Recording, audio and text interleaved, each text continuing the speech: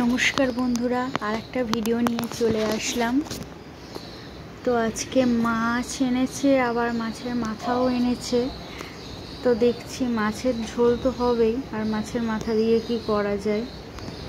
আজকে একটু দেরি হয়ে গেল, তাড়াতাড়ি করছি ওই জন্যে।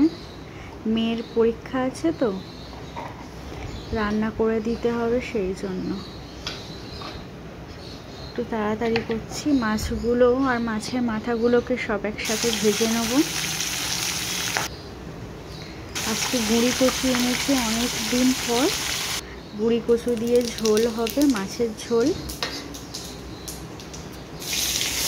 আর এদিকে ডিম সিদ্ধ বসিয়েছি খাবো বলে।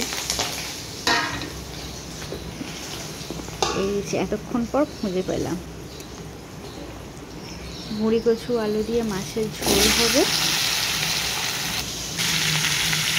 এইদিকে বসিয়েছি কুমড়ো আলু দিয়ে। আর মেয়ের হচ্ছে ভাত বেড়ে দিচ্ছি, ও পরীক্ষা দিতে যাবে।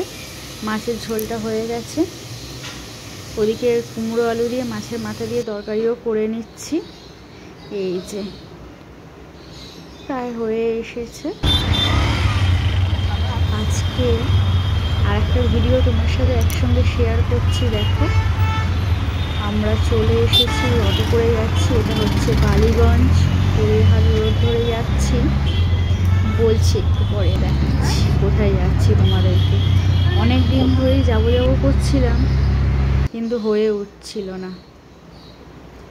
এই যে দেখো, তোমরা নিশ্চয়ই চিনতে পেরেছো এটা কোথায়। কালীঘাট মায়ের মন্দির। মায়ের কাছে চলে এসেছি। অনেক দিন ধরে আসার ইচ্ছে ছিল, কিন্তু হচ্ছিল না।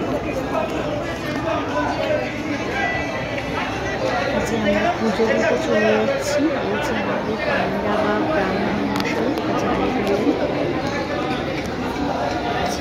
নিয়ে চলে যাচ্ছি আমাদেরকে। আজকে রবিবার, এত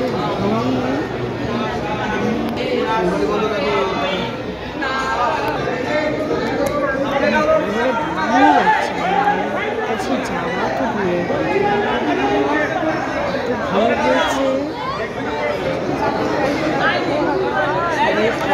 হয়েছে।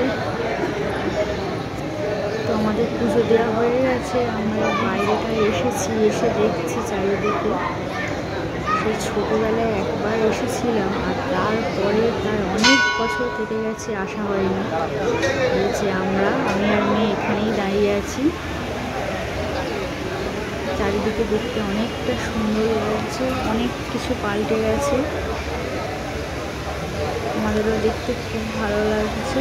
চারিদিকে গাছপালা লাগানো, ফোয়ারাটাকেও খুব ভালো লাগছে।